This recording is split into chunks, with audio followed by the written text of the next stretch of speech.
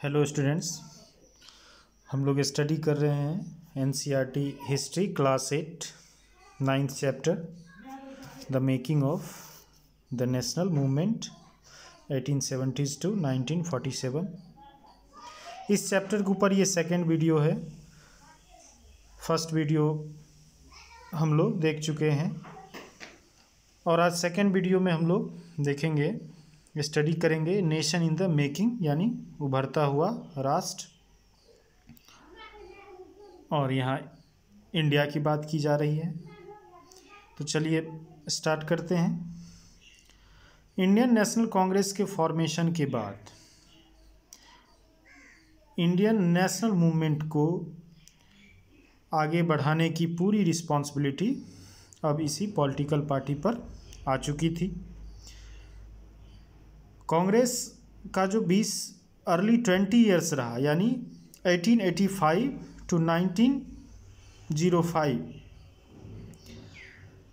इस बीच के कांग्रेस के पॉलिटिकल स्टाइल यानी राजनीतिक तौर तरीकों को देखकर इसे इंडियन नेशनल मूवमेंट का मॉडरेट फेज यानी उदारवादी दौर या नरमपंथी दौर कहा जाता है। इस टाइम पीरियड में इंडियन नेशनल कांग्रेस की पॉलिसीज़ काफ़ी सॉफ्ट थी।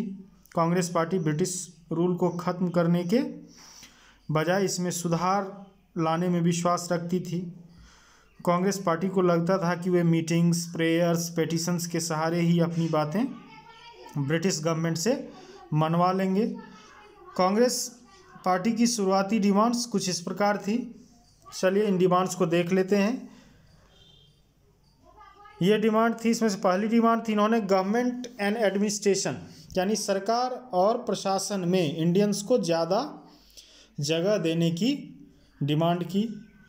इन्होंने ब्रिटिश गवर्नमेंट से रिक्वेस्ट किया कि लेजिस्लेटिव काउंसिल्स में भारतीयों को ज़्यादा जगह दी जाए और साथ ही इन काउंसिल्स को ज़्यादा राइट्स भी दी जाए, और जिन प्रोविंसेस में लेजिस्लेटिव काउंसिल्स नहीं हैं वहाँ पर इनका जल्द से जल्द गठन किया जाए।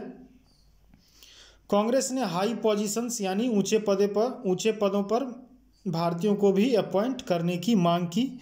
आईसीएस यानी इंडियन सिविल सर्विसेज का एग्जामिनेशन इंग्लैंड के साथ साथ भारत में भी आयोजित करने की मांग की इंडियन नेशनल कांग्रेस ने।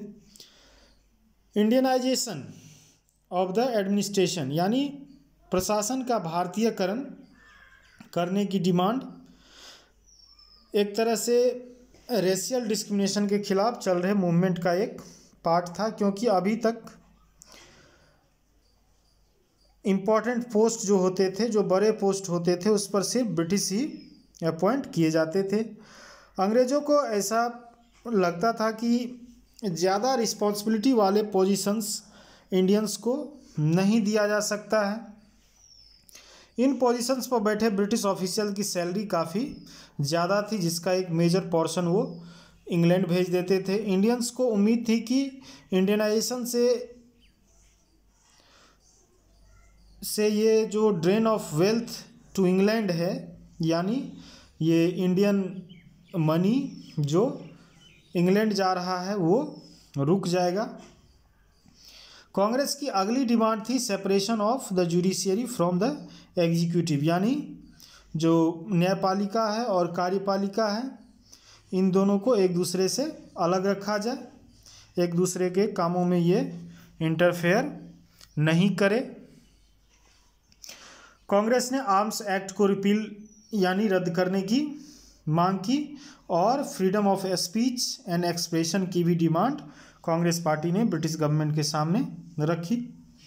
अब बात करते हैं कुछ इकोनॉमिक इश्यूज़ की, जिनको कांग्रेस पार्टी ने अपने फॉर्मेशन के अर्ली ईयर्स में रेज किया।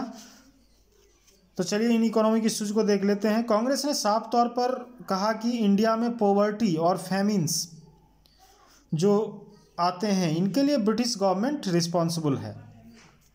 पेजेंट्स और ज़मींदार बढ़ते लगान के कारण इम्पोवरिस्ड हो गए हैं, कंगाल हो गए हैं। ग्रेन्स को यूरोपियन कंट्रीज़ में एक्सपोर्ट किया जा रहा है, जिसके कारण इंडिया में फूड शॉर्टेज की स्थिति बन गई है। कांग्रेस ने reduction of revenue, cut in military expenditure and more funds for irrigation की मांग की। इसके अलावा salt tax, treatment of Indian labourers abroad तथा ब्रिटिश इंटरफेरेंस के कारण जो फॉरेस्ट ड्वेलर्स के सामने मुसीबतें खड़ी हो गई थी, इनके बारे में बहुत सारी रेजोल्यूशंस पास की।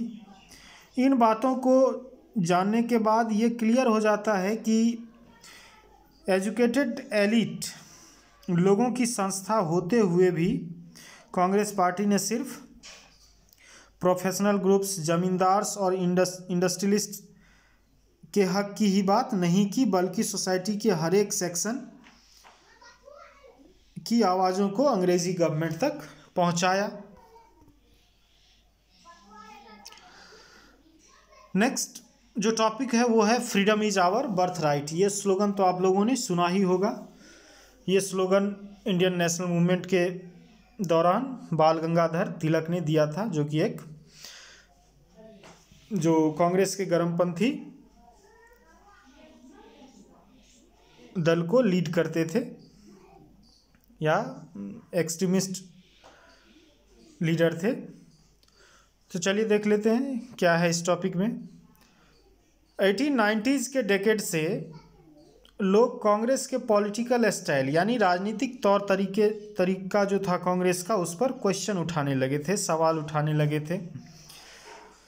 बंगाल, पंजाब और महाराष्ट्र में बिपिन चंद्र पाल, बाल गंगाधर तिलक, लाला लाजपत राय, जिनको शॉर्ट में लाल बाल पाल कहा जाता था, उस समय के प्रमुख एक्सट्रीमिस्ट लीडर थे। इनको कांग्रेस की पॉलिटिक्स ऑफ प्रेयर्स जो थी यानी भिक्षा याचना की राजनीति जो कांग्रेस करते थे, इन पर बिल्कुल भी भरोसा नहीं था। इस कारण से इन्होंने मॉडरेट्स की ज़बरदस्त आलोचना की। इन्होंने सेल्फ रिलायंस और कंस्ट्रक्टिव वर्क के इम्पोर्टेंस पर जोर दिया। इनका साफ कहना था कि हमें अपने स्ट्रेंथ पर भरोसा रखना चाहिए, ना कि ब्रिटिश गवर्नमेंट के सो कॉल्ड गुड इंटेंशन पर। इनका एकमात्र ऑब्जेक्टिव था, यानी एक्सट्रीमिस्ट लीडर्स का एकमात्र ऑब्जेक्टिव था कंप्लीट फ्रीडम, पूर्ण स्वराज। और तिलक ने ये स्लोगन भी दिया कि freedom is our birth right and I shall have it, यानी स्वतंत्रता जो है हमारा जन्मसिद्ध अधिकार है, इसे हम लेकर रहेंगे। 1905 में जब इंडियन नेशनल मूवमेंट अपने चरम पर थी, उस समय ब्रिटिश ने इसको कमज़ोर करने और हिंदू मुस्लिम यूनिटी को तोड़ने के लिए एक नई चाल चली, और ब्रिटिशर्स की ये चाल थी द पार्टीशन ऑफ बंगाल। उस समय बंगाल ब्रिटिश इंडिया का सबसे बड़ा प्रोविंस था। इसमें आज का बिहार, उड़ीसा, वेस्ट बंगाल आदि रीजन शामिल था। 1905 में बंगाल के वाइसराय लॉर्ड कर्जन ने बंगाल को 2 पार्ट्स में डिवाइड कर दिया।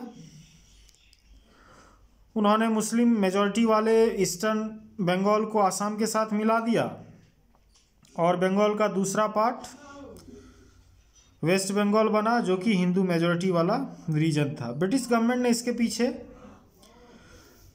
तर्क दिया कि बंगाल का पार्टीशन एडमिनिस्ट्रेटिव कन्वीनियंस के लिए यानी प्रशासनिक सुविधा के लिए किया गया है, लेकिन इसके पीछे ब्रिटिश का मेन मोटिव था बंगाली पीपल को डिवाइड करके रेवोल्यूशनरी पॉलिटिशियंस के इन्फ्लुएंस को कम करना। पार्टीशन ऑफ बंगाल से देश भर के लोगों में गुस्से की लहर फैल गई। मॉडरेट्स और रेडिकल्स कांग्रेस के दोनों ग्रुप्स ने इसकी काफ़ी आलोचना की। इसके प्रोटेस्ट में लार्ज पब्लिक मीटिंग्स हुई, डेमोन्स्ट्रेशंस निकाली गई यानी जुलूस निकाली गई। प्रोटेस्ट मीटिंग्स में यह डिसाइड किया गया कि ब्रिटिशर्स को सबक सिखाने के लिए ब्रिटिश गुड्स का बॉयकॉट किया जाएगा।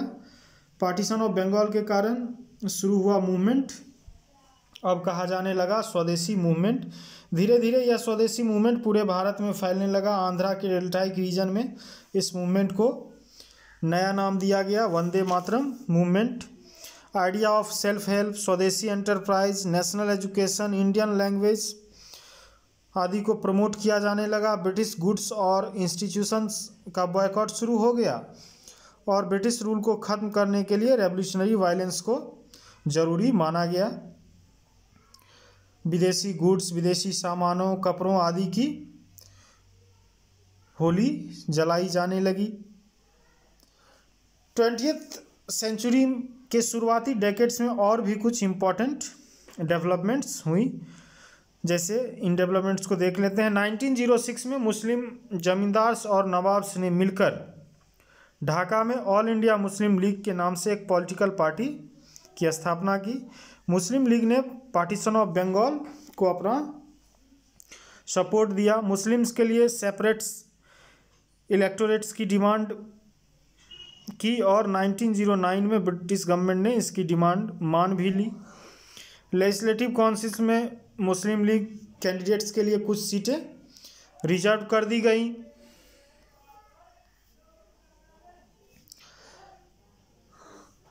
कुछ चीज़ें रिजर्व कर दी गई जिनका चुनाव सिर्फ मुस्लिम वोटर्स ही कर सकते थे। 1907 के सूरत सेशन में कांग्रेस पार्टी स्प्लिट हो गई, यानी दो पार्ट में टूट गई। मॉडरेट्स और रेडिकल्स एक दूसरे से अलग हो गए। मॉडरेट्स रेडिकल्स के पॉलिसी ऑफ बॉयकॉट से खुश नहीं थे। मॉडरेट्स बल प्रयोग यानी यूज ऑफ फोर्स को सही नहीं मानते थे। स्प्लिट के बाद कांग्रेस में मॉडरेट्स का डोमिनेंस हो गया। तिलक और उनके जो फॉलोअर्स थे वो कांग्रेस पार्टी से बाहर रहकर ही अपना काम करने लगे।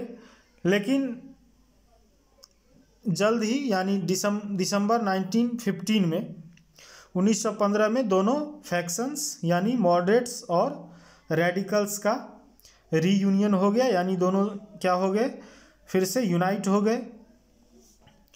1916 में मुस्लिम लीग ने भी कांग्रेस से हाथ मिला लिया।